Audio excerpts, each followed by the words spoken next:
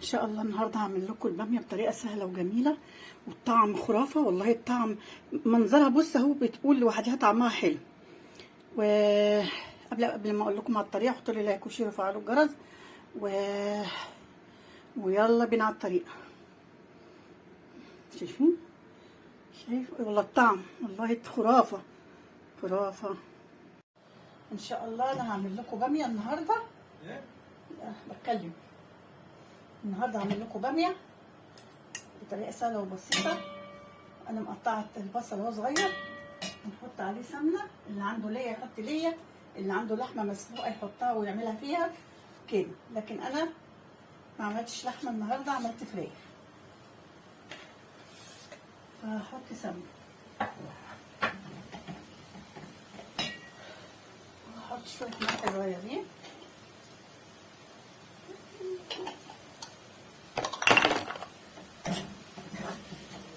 السلام عليكم ورحمة الله وبركاته. السلام علينا عباد الله الصالحين، ما يحلى الكلام إلا بذكر الله والرسول عليه الصلاة والسلام. حبايبي ومتابعيني متابعين المجد، النهارده هعمل لكم بامية بالقوطة.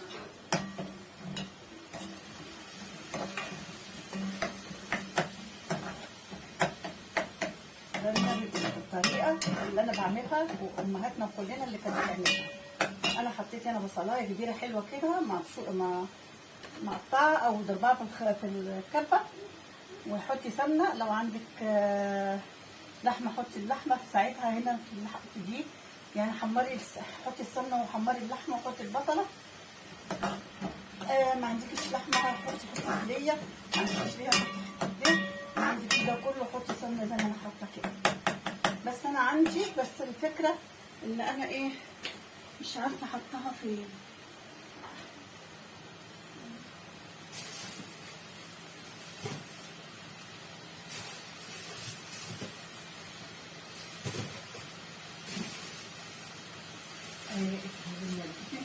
الحمد لله الحمد لله.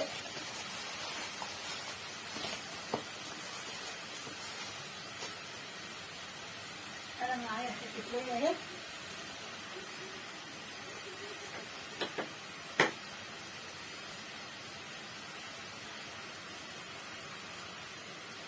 ما كنتش عارف هي فين. في حته ليا مش عارفه التانيه دي ليا برضو ولا لا.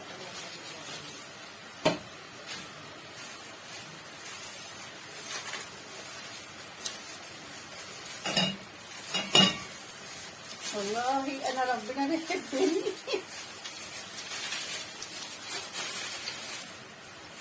ليا ليا ليا ليا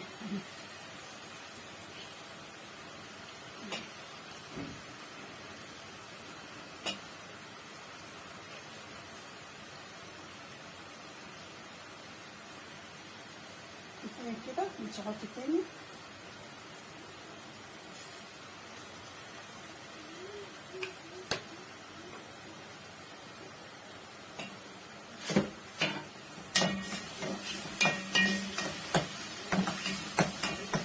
والله ربنا بيحبني.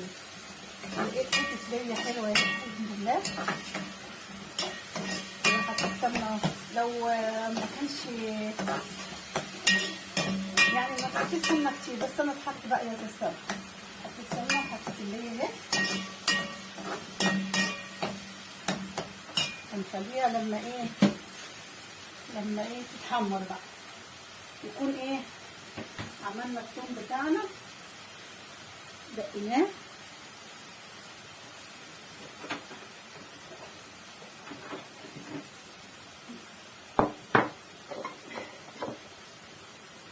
هنحط عليها ثوم على البصله، وهنحط ثوم على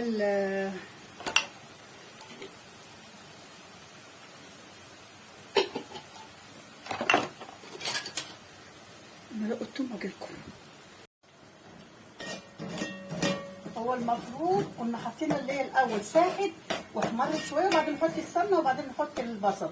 بس انا عشان انا حطيتها بعديها فممكن هتبقى بيضه شويه، بس مش مشكله.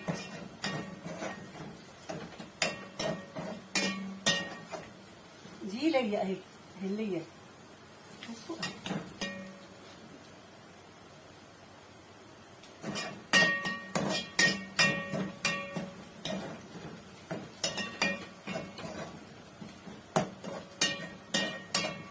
هنا بقى مش ما تصفر البصل وحاطين القوطه، لا لازم ما تدبل، لا لازم تصفر.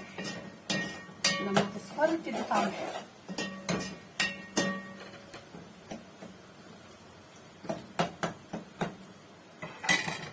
نجيب القوطه بتاعتنا اهي، ونجيب الثوم بتاعنا. الثوم انا هحط ثوم في التقليه وهحط ثوم ني عشان يطلع. الثوم بيخلي الباميه حلو، لان انا مش هعمل لها طشه، انا هعمل باميه عاديه خالص خالص خالص. طعمها بيبقى تحفه تحفه مع الليمون والفلفل. نحط عليها فلفل كمان الباميه.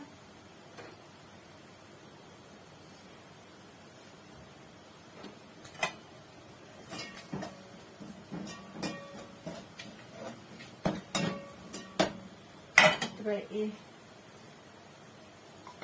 شويه ثوم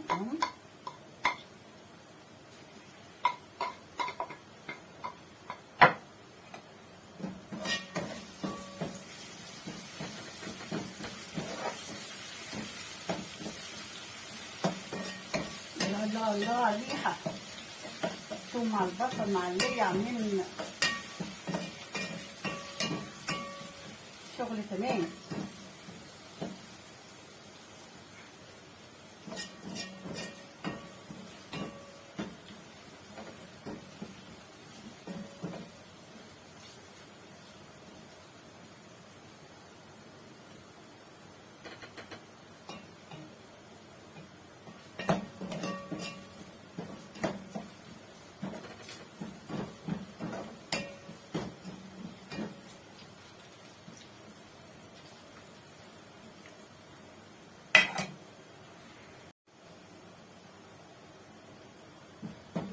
كده اهي البصله احمرت والتقليه الاتنين مع بعض. الريحه مع بقول لكم والله العظيم حبه باميه هيبقوا عسل عسل عسل. وكمان لو ايه لو حطيتهم في طاجن وحطيتهم في الفرن، بس انا مش هحطهم في الطاجن، احنا هناكلها كده بس. بسم الله الرحمن الرحيم.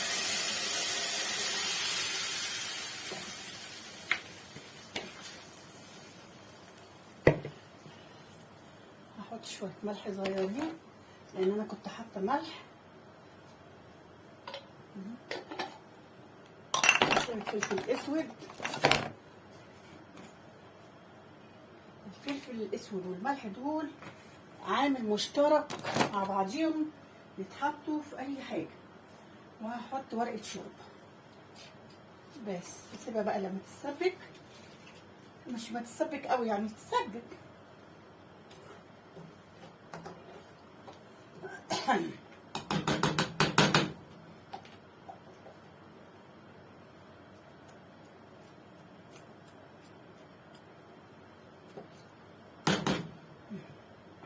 بقى لما تتسبك نحط الباميه بتاعتنا.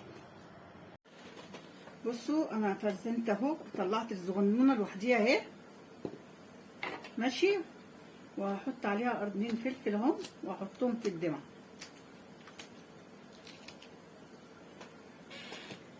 وهنا ده حطيت برضو اللي هو زي بعضيه، يعني ده مقاس ده وده مقاس ده. خليت الصغير مع بعضيه والكبير شويه مع بعضيه، هي مش كبيره قوي، ده هي متهيأ لكم بس. وهدلوقتي اعمل لكم بقى الويكه.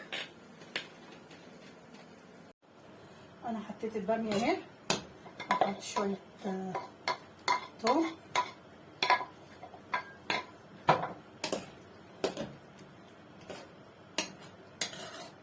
هحط شويه شوربه من بتاعت الفراخ،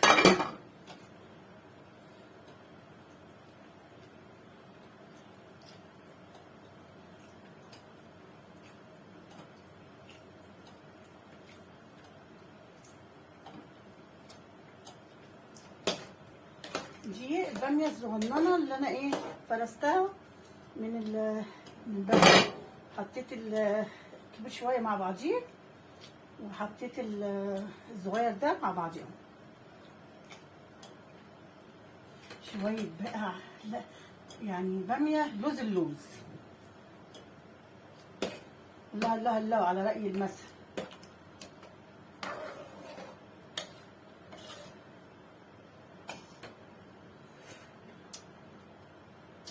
الله الله الله. شوية شوربة كمان عشان لما تستوي ما تشربش الدمعة بتاعتها.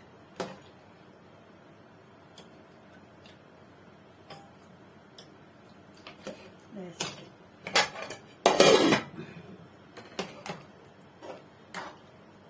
لما تستوي بقى ننزلها. الله الله الله، عسل عسل عسل. بصوا البامية اهي.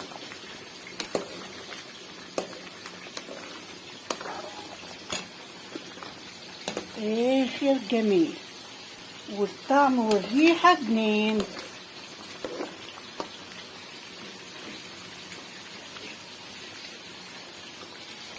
كده خلصت خلاص، هننزلها من على النار. بصوا كده، يبقى عملت لكم الباميه اهي. انا مش هغرف دلوقتي لاني مش هاكل دلوقتي الصراحه. اما بغرف واحط الحاجه في الحله تاني بتحمض. دي الباميه، طريقه سهله وبسيطه وجميله جدا.